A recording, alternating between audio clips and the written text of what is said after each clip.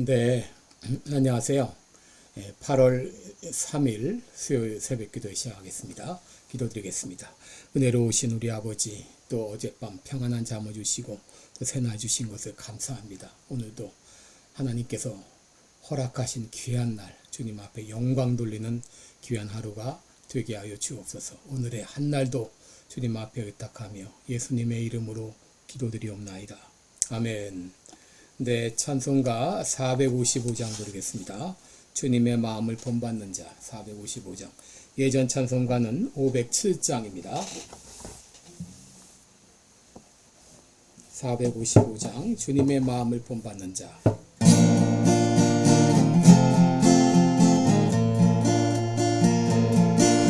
주님의 마음을 본받는 자, 그 맘에 평강이 찾아오무, 험악한 세상을 이길 힘이 하늘로부터 임함이로다. 주님의 마음 본받아 살면서 그 거룩하신 나도 이루리. 주 모습 내 눈에 안 보이며 음성 내 귀에 안 들려도 내 영혼 날마다 주를 만나 신령한 말씀 늘 배우다. 주님의 마음 본받아 살면서 그 거룩하신 나도 이루리. 가는 길 거칠고 험하여도 내 맘에 불평이 없어지무, 십자가 고난을 이겨내신 주님의 마음 본받음이라. 주님의 마음 본받아 살면서 그 거룩하신 나도 이루리. 예수 세상에 다시 오시, 그날엔 무성도 변화하여 주님의 그 빛나는 그 영상을 다 함께 보며 주 찬양하리. 주님의 마음 본받아 살면서 그 거룩하신 나도 이루리.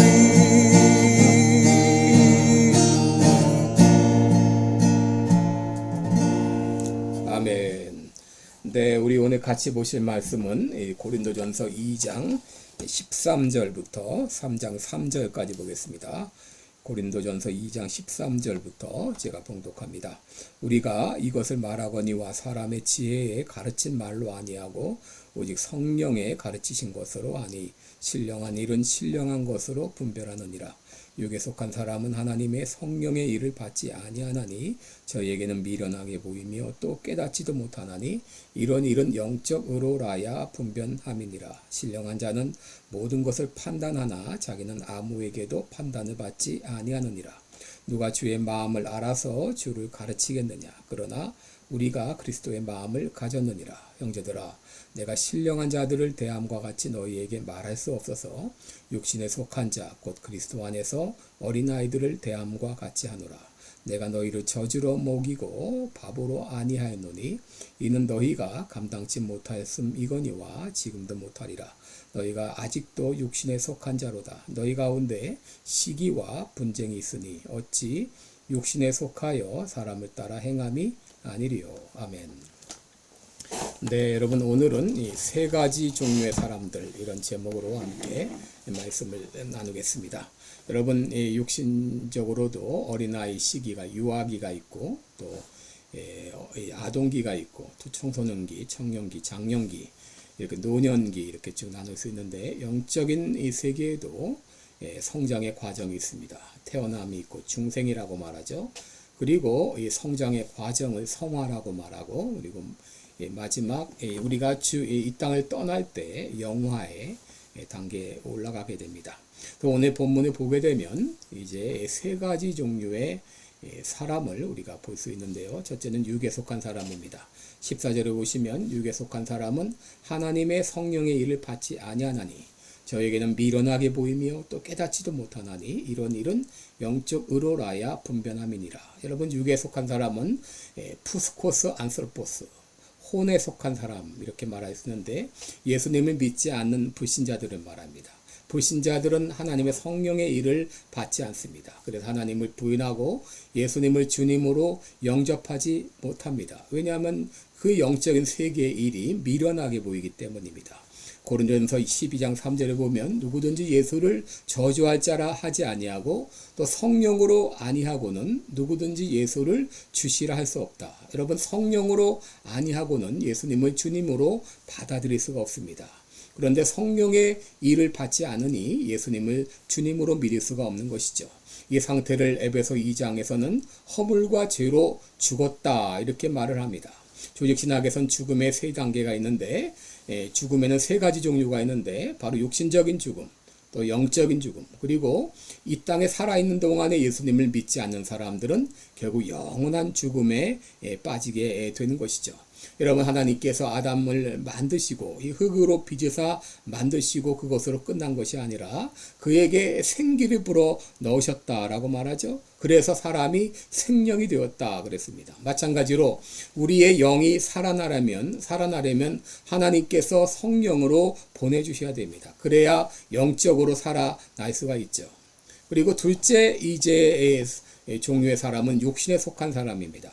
이 사람들은 예수님을 믿고 하나님의 자녀가 되었지만 아직 영적으로 어린아이 상태를 말합니다. 1절을 보시면 형제들아, 3장 1절을 보면 형제들아, 내가 신령한 자들을 대함과 같이 너희에게 말할 수 없어서 육신에 속한 자 그리스도 안에서 어린아이들을 대함과 같이 하노라 그랬죠. 여러분, 육신에 속한 자는 영적으로 어린아이들을 말합니다. 여러분, 영적인 성장도 육신적 성장과 같이 이렇게 자라나게 되면 성화의 과정을 거치게 되는데 아직도 영적으로 유아기, 어린아이 상태에 있다고 하는 것이죠. 그런데 여러분, 이런 어린아이의 특징이 무엇인가요? 3장 2절에 보게 되면 내가 너희를 저주로 먹이고 바보로 아니하였노니 이는 너희가 감당치 못하였음이거니와 지금도 역시 감당치 못한다라고 말하고 있습니다. 그들은 마치 육신적으로 어린아이 같아서 그들에게는 단단한 그 식물을 줄 수가 없습니다. 왜냐하면 씹어서 삼키고 소화시킬 능력이 없는 것처럼 영적인 어린아이도 그와 같다고 하는 것이죠. 다시 말해서 당시 고린도 교회는 영적으로 어린아이와 같았기 때문에 어려운 설교, 이런 또 부탁, 그리고 그런 이 어려운 설교를 하지 못하는 것이죠. 어려운 부탁을 하지 못하는 거죠. 왜냐하면 그것을 영적으로 소화시키지 못하기 때문에 그것이 소화불량이 되었기 때문이죠. 그래서 마치 어린아이들에게 음식을 잘게 썰어서 주는 것과 마찬가지로 그들에게는 잘게 썰어서 주어야 삼킬 정도의 그런 영적인 수준이었다고 하는 것이죠. 또 영적인 어린아이의 특징은 자주 싸운다고 하는 것입니다. 여러분, 육신적인 어린아이들도 조그만 거 가지고 자주 싸우지 않습니까? 마찬가지로 이 고린도 교회의 사람들의 영적인 상태도 영적인 어린아이 같아서 이제 자주 싸웠다고 하는 거예요. 조그만 말에도 오해를 하고 또 상처를 받고 이것 때문에 티격태격 싸운다고 하는 것이죠. 3절을 보시면 너희가 아직도 육신에 속한 자로다. 너희 가운데 시기와 분쟁이 있으니 어찌 육신에 속하여 사람을 따라 행함이 아니리요라고 말하지 않았습니까? 여러분, 왜 고린도 교회 안에 이런 시기와 분쟁이 있었습니까? 아직 그들이 영적으로 어린아이였기 때문이죠. 교회 안에서 이 싸움이 자주 발생하는 이유는 육신적으로는 어린일지 몰라도 영적으로는 어린아이가들이 많기 때문이죠. 그러므로 교회가 평화스러우려면 믿음이 자라나서 영적으로 장성한 분량에 이르러야 하는 것이죠. 마지막으로 이제 영적인 사람이 있습니다. 여러분, 성경에 신령한 사람 여기 그랬는데 바로 푸뉴마티코스, 영적인 사람을 말합니다. 신령한 사람을 말합니다. 이 신령한 사람들의 특징은 뭡니까? 첫째, 그들은 판단력을 가졌다 그랬어요. 여러분, 이 고린도전서 2장 15절에 보면 신령한 자는 모든 것을 판단하나 자기는 아무에게도 판단을 받지 아니하느니라 그랬습니다. 여러분, 영적인 사람은 분별력을 가진 사람입니다. 선악을 분별하고 하나님의 뜻을 잘 분별하고 또 갈등과 분쟁이 있을 때 그 문제를 잘 해결하는 이런 분별의 은혜를 가진 사람입니다. 무엇보다도 영적인 것과 육신적인 것을 잘 분별하는 사람입니다. 이 땅의 것과 영원한 것을 잘 분별하는 사람입니다. 여러분, 어린아이들이 싸울 때 보게 되면 조금 있으면 다 망가질 거. 예를 들면 옛날에 딱지치기를 하다 그렇게 싸움이 자주 일어나지 않습니까? 땅 따먹기를 하다가 자주 일어납니다. 나중에 저녁이 돼서 엄마가 누구야 들어와라 그러면 다 끝날 일 아무것도 아닌 것인데 잠시 있다 없어지 그것 때문에 싸우지 않습니까? 여러분, 우리가 영적인 눈으로 바라볼 때 이 땅에 귀하게 여기는 거, 재물, 보석 이런 것들조차도 잠시 잠깐 있다가 없어질 것들인데 그것 때문에 얼마나 싸움이 많이 일어납니까? 여러분, 그런데 이 영적인 사람은 이런 것들을 잘 분별을 합니다. 여러분, 노아 같은 경우는 이 분별력이 있었기 때문에 죄악이 관영한 세상에서 하나님의 음성을 듣고 방주를 지었습니다. 아브라함은 영적인 분별력이 있었기 때문에 하나님께서 갈대아 우르를 떠나서 내가 내게 지시하는 땅으로 가라 할 때 그 음성을 듣고 떠났습니다. 여러분, 사무엘 같은 경우는 비록 어린 나이였지만 주님의 음성을 들을 수 있는 분별력이 있었습니다. 그런데 당시 고린도 사람들은 바울과 아볼로와 게바를 막 비교하고 있었습니다. 그러나 바울은 그들의 판단에 개의치 않았어요.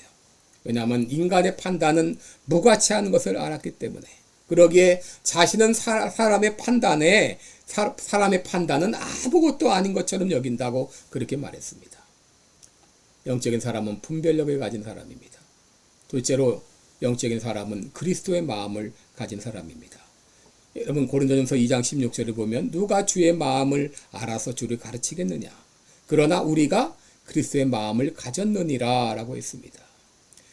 예수님께서는 나는 마음이 온유하고 겸손하니 그랬죠.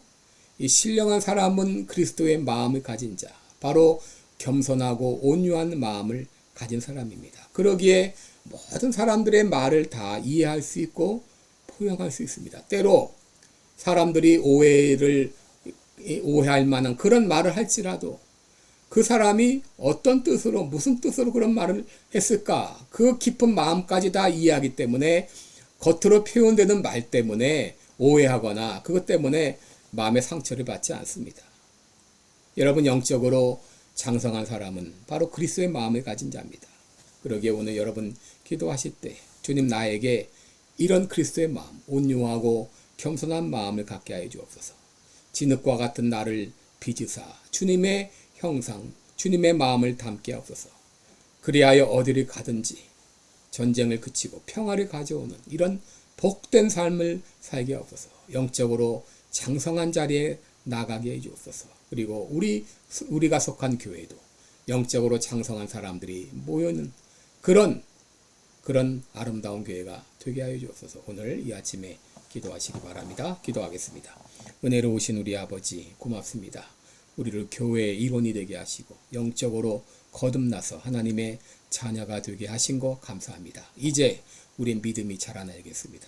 우리의 이 참 믿음의 분량이 장성한 자의 분량에까지 이르러야 되겠습니다. 진정 우리의 마음이 그리스도의 마음, 겸손과 온유의 마음을 가진 자가 되어서 어디를 가든지 사람들을 품고 포용하고 이해하는 그런 믿음의 사람이 되기를 원합니다. 이런 믿음의 장성한 분량에 이를 수 있도록 도와주옵소서. 예수님의 이름으로 기도드리옵나이다. 아멘. 네, 여러분 오늘도 복된 날 되시고 믿음의 장성한 분량에 이르게 하옵소서. 우리 기도하기 바랍니다. 고맙습니다.